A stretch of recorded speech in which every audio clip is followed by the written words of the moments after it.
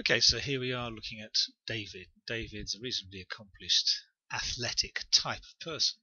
He's strong, he does lots of different sports, he does karate and weights.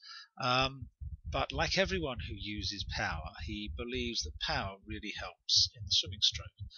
And initially, that's what most power athletes or people who are fit try to do. That's actually wrong, and what you've got to do with swimming is actually use the water to your advantage, as opposed to try and power through it. Okay, so let's just look forward on this, and I've put in some traces here. Now, if you look at this original position, you can see that David's elbow is quite a bit below his hand, and so that means he's pushing his hand down and he's pushing his elbow down at effectively a similar speed. The hand's going faster because it has to overtake the elbow, but all of that pressure is actually upwards to a large extent and not backwards. And if you look going through this, you can see that now the hand's overtaking the elbow, but it's going in no particular direction in terms of force. And you see all these bubbles around the hand, which means that they're not really doing a very effective job. And only at that point there does David actually connect with the water and start driving it backwards. If you move it forwards just a touch, you can see with the other arm, I haven't put a tracer on this, you can see it's exactly the same. The elbow's low, the hand's high, and it drives down, and you can see those bubbles slightly less than before. And only at that point there has David got a reasonable hold on the water. And because David's arm is virtually straight, the pressure on the shoulder and the need to develop huge amounts of power is there.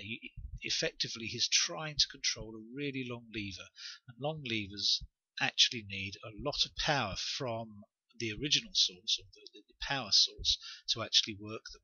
Whereas if that was a shorter lever, it wouldn't. So let's just run this on a little bit and see what happens. You can see it's driving down, and there's a twist in the body because it's slightly unbalanced. Okay, let's just look at David now from above when we're trying to get him to kick on his side and rotate sides every breath. You can see that David here is taking a breath, and where effectively his body should be facing the far wall, it's actually quite a bit facing the ceiling. And instead of his head turning to look over his shoulder, he's actually turned it very little and he's moved his body round instead. So where we want that head to point is right up over the shoulder, and if he had, he wouldn't have to rotate that shoulder back quite so much and come beyond 90 degrees there. If we see him kick here. Right. Now, in this position, David should have immediately turned his head back so that he was looking forward and down. At the moment, he's looking to the side of the pool. That's not a good position, especially for a triathlete. For a triathlete, we want to be looking straight ahead, because in open water, that's exactly the direction we want to go. If your head's pointing to the side, likely as not, you're not going to go in the right direction. As David rotates from one side to the other, he kinks his body in the middle. You can see this bum up, head down, feet down position. And then he arrives on the other side, and his head's slightly better than the previous side, but it's still not looking down towards the floor of the pool, slightly forward. And we're just rotating even more there. So that's something we have to fix. David's going to come up to breathe, and this shoulder's going to rotate backwards. Don't know quite why he did that.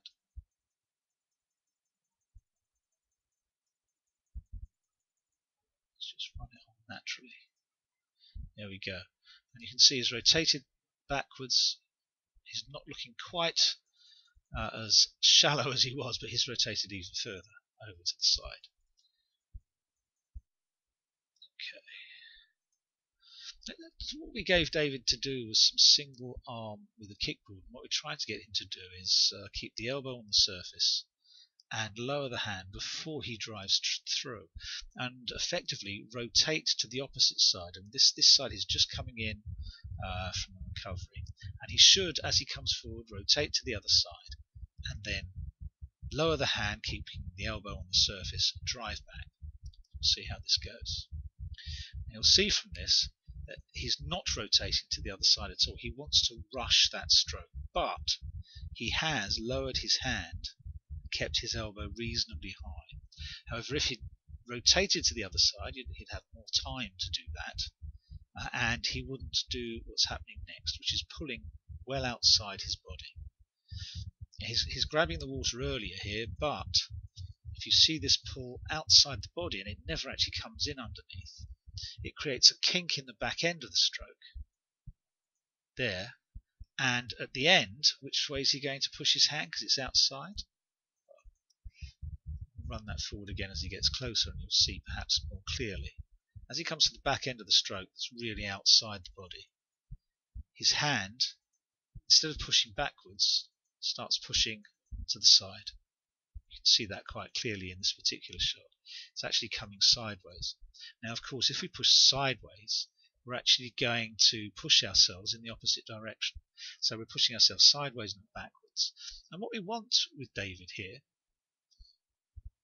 is for this hand, once it gets in past the catch position, to actually then, from here, come in at 90 degrees underneath the center line of the body.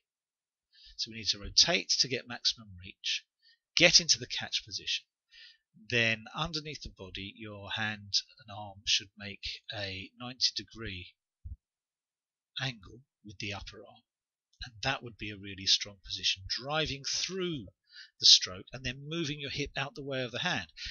Where David's hand is now, he doesn't actually have to move to get out the way, but it's definitely going sideways towards the end of that stroke, so we want a backward movement. If we were under the body, then he'd just be moving that hip out the way. You'd see his hand about here, and he'd virtually touch his hip and then release and come up. Let's see that coming back the other way.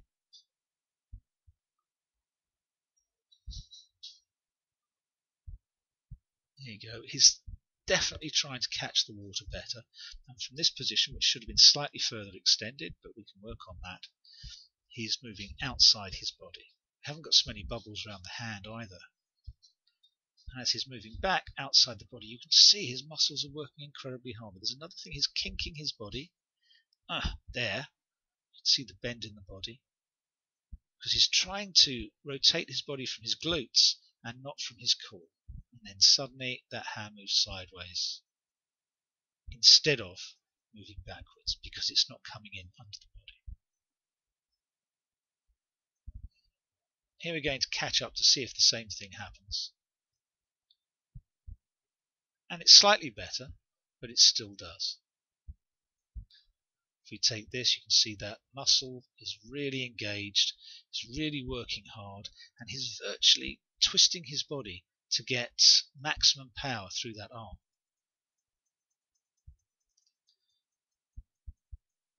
Let's run it forward slightly more.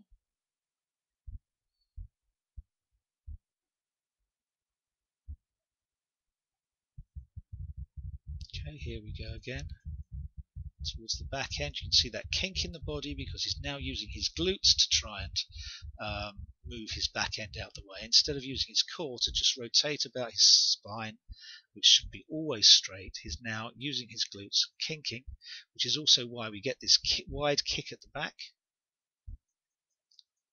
And he's twisted to the side.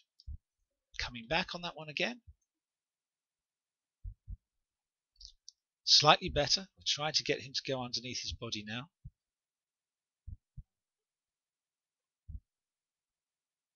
We'll take this arm singly.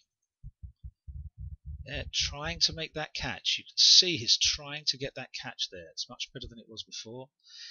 And he's coming into his body but then moving outside, and you can see this muscle that's been engaged working really hard.